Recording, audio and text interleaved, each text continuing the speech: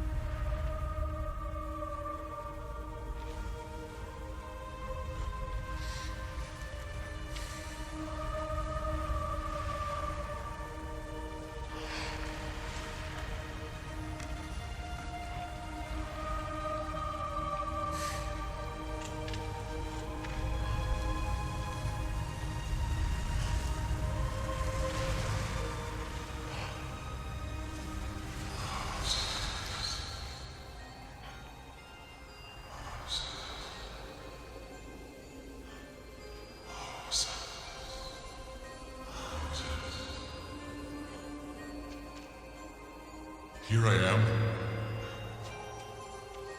Take the sandals from your feet. For the place on which you stand is holy ground.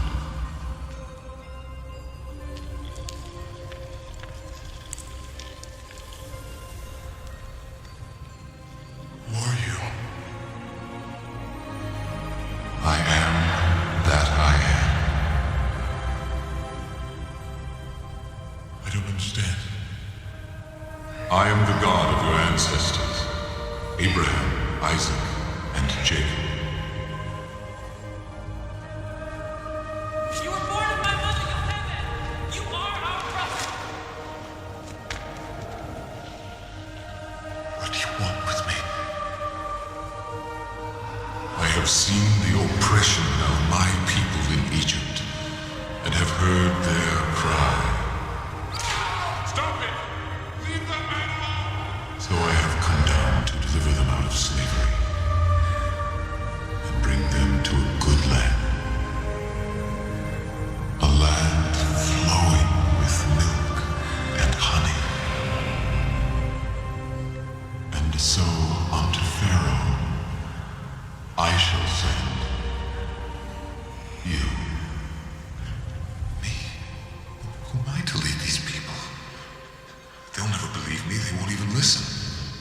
shall teach you what to say.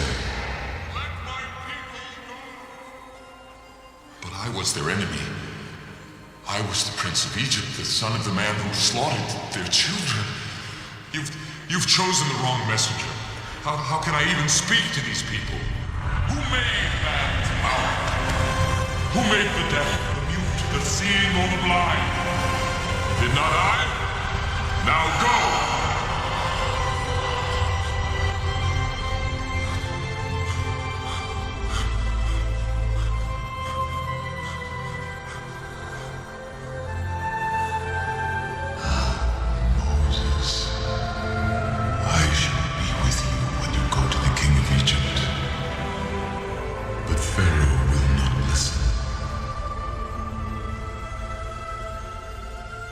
So I will stretch out my hand and smite Egypt with all my wonders. Take the staff in your hand, Moses. With it, you shall do my wonders. I shall be with you, Moses.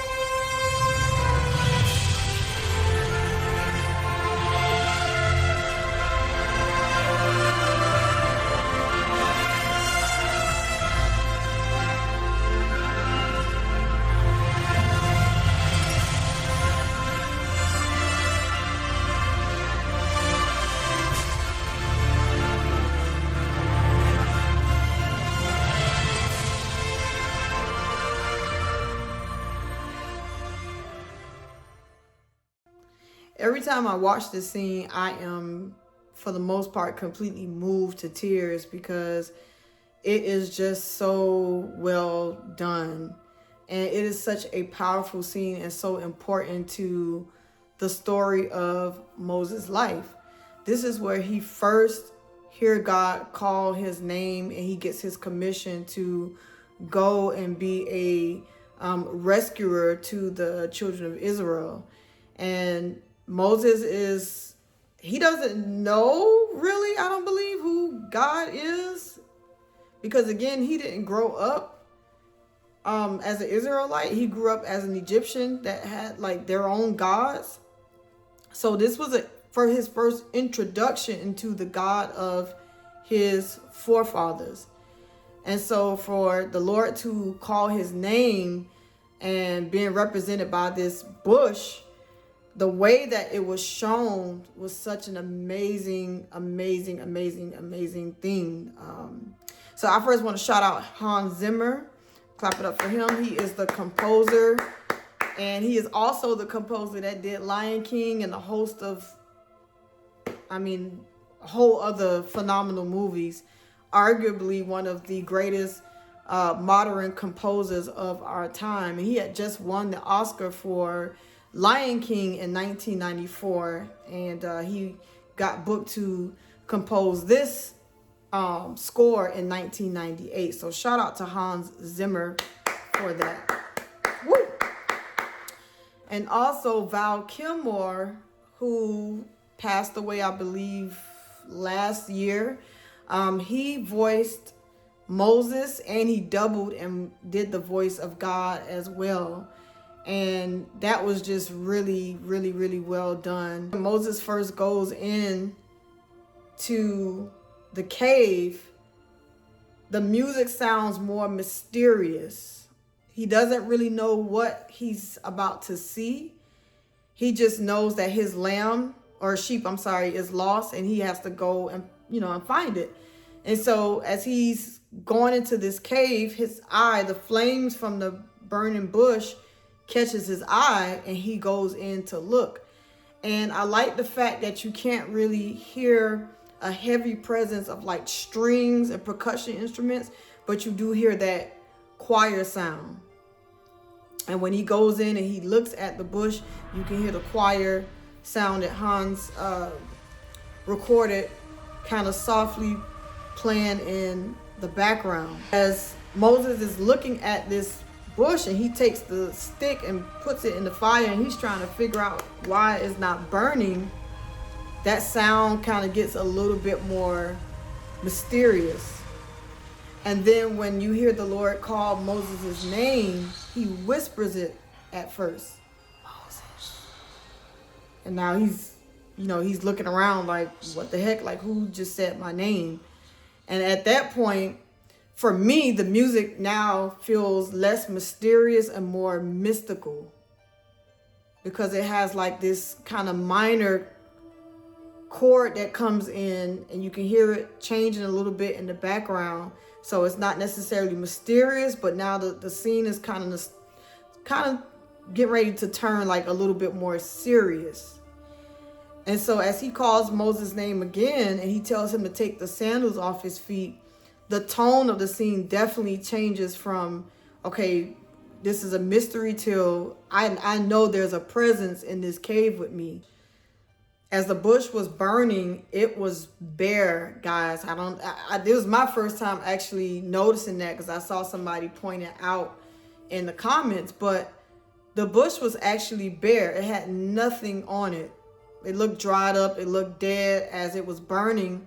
But as soon as God was done talking to him, and he grabbed his staff and looked back over to the bush was brought back to life. And I thought that was a very special element that was added.